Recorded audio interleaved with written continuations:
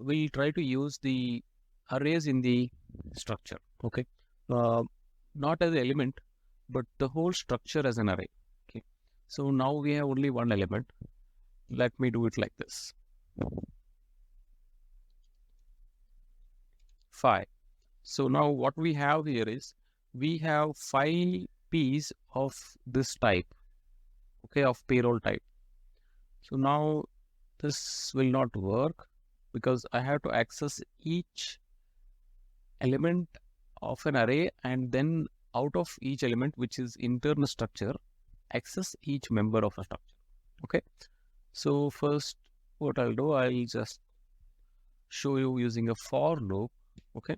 Because when we have an array, it's better to demonstrate using a for loop for a better understanding. So I'll use this for loop, I equal to 0, I less than 5, and I plus plus. Okay. A standard for loop, what we're using till now. Next, what I'll do, I'll p of. So this is how we access any member of an array, correct? And then after that, we will use each element. Okay, that's it. We need not use a square bracket for the SAL. That is only for the structure.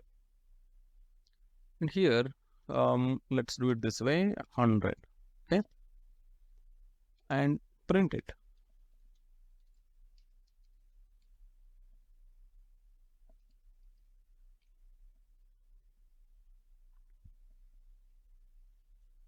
Sal is sal of I, or just write sal is. Okay.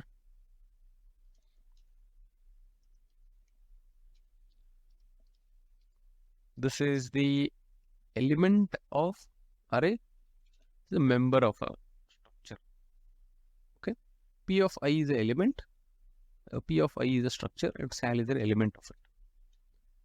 So compilation, let's compile it, see what we get. See, this is what we are getting. Okay, so this is how we can use arrays in the structure. Okay, so this is structure array. So now you might ask, can I use an array as an element here inside the structure? Very much possible. So let's say use it for this. 5 again. Okay. So now for each element,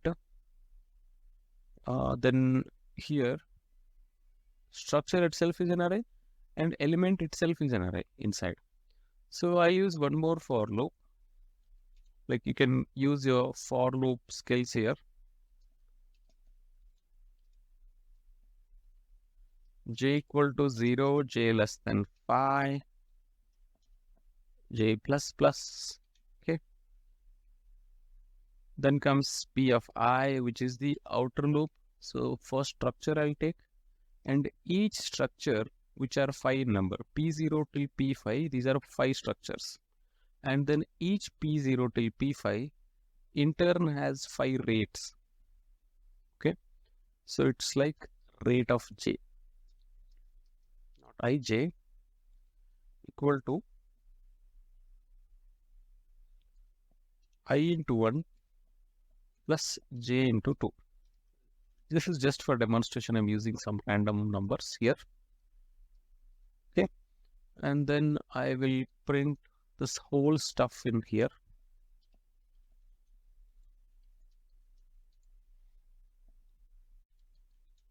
Rate is, okay. I want to use one, not tabulation, this thing here. And P of I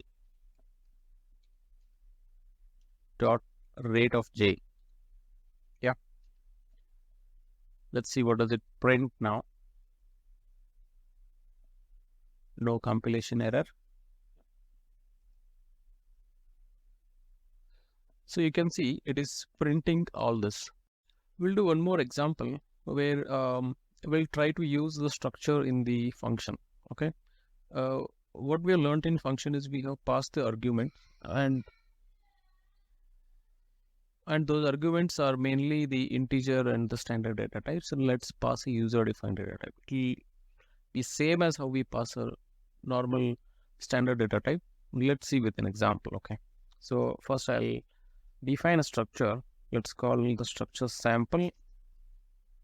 Yeah. So, and then there is a integer a and integer b. Okay, now I have a main function. In this main function,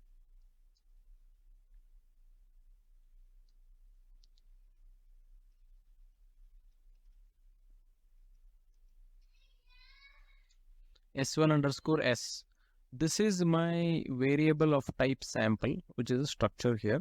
Okay, and now I would like to give some value to one of the member.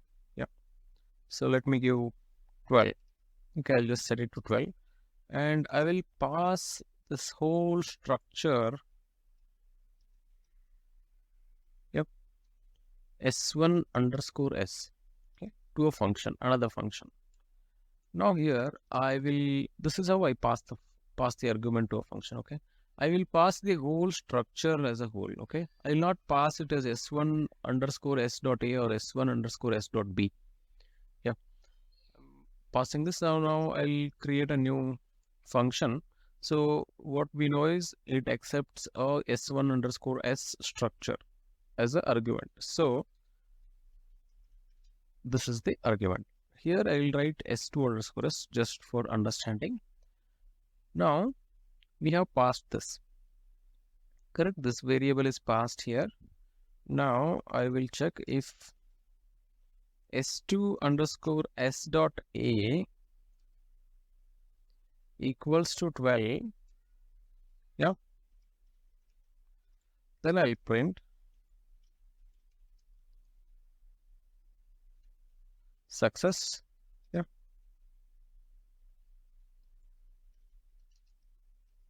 Else printf failed. Okay. Let's see what it will print. So I mean here it will print success. It's a way to show how to pass the argument to a function, okay, which is a structure. So that's the main point of this example, that we have defined a structure, we create an data type or a variable of a structure sample, and then we are passing the structure as an argument.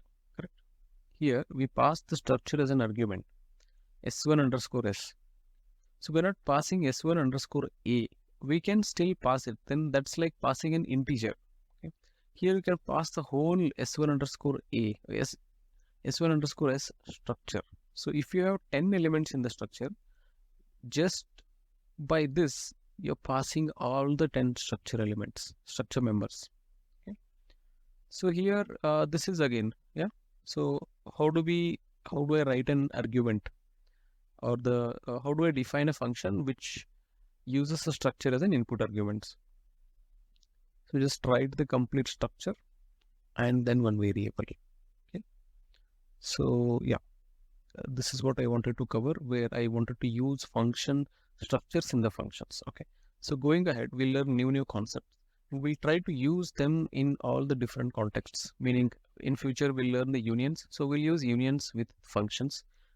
And then we learn pointers, then we use functions in the pointers, pointers, and again structures in the pointers. So we will cover it in this method so that all our concepts get connected to each other.